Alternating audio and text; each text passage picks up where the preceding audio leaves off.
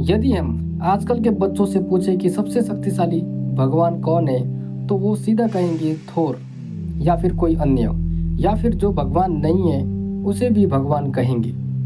ऐसा इसीलिए क्योंकि जैसा हमें दिखाया जाता है वैसा ही हम देखते हैं।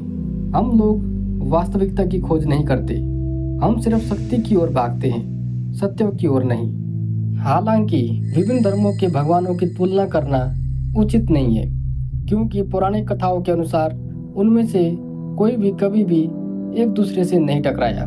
हालांकि एक ही धर्म के देवताओं के बीच बहुत सारी लड़ाइयाँ लड़ी गई। और एक बात ये भी है कि किसी भगवान की छवि या उसके युद्ध कला मात्र को देखकर उसे सर्वश्रेष्ठ प्रमाणित नहीं किया जा सकता।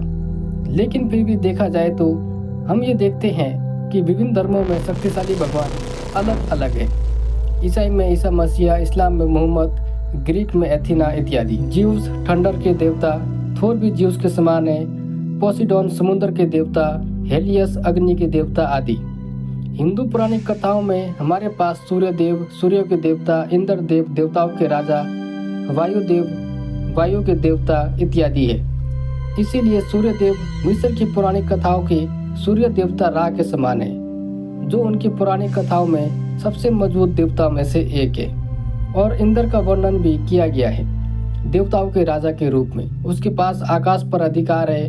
वो अपने हथियार वज्र का प्रयोग करके बारिश करने की शक्ति रखता है, बिल्कुल नॉर्स और ग्रीक पौराणिक कथाओं के ओडिन और ज्यूस की तरह। लेकिन इससे आगे देखा जाए तो इंद्र, सूर्य, लगभग सभी देवी देवता भगवान शिव की पूजा करते हैं। न केवल वे बल्कि राक्षस भी उनसे शक्ति प्रदान करने की प्रार्थना करते हैं।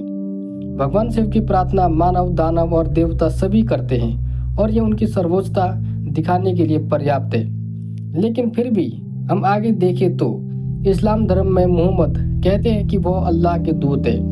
महमूदात गब्रियल ने उन्हें ईश्वर का संदेश दिया और उन्होंने लोगों को ईश्वर के वचन से अवगत कराने के उद्देश्य से इसे दुनिया में फैलाया।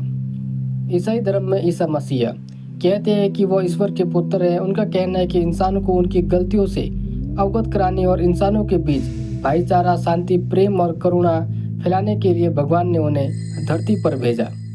लेकिन वे एक ईश्वर के दूत थे, परम ईश्वर या परमेश्वर नहीं।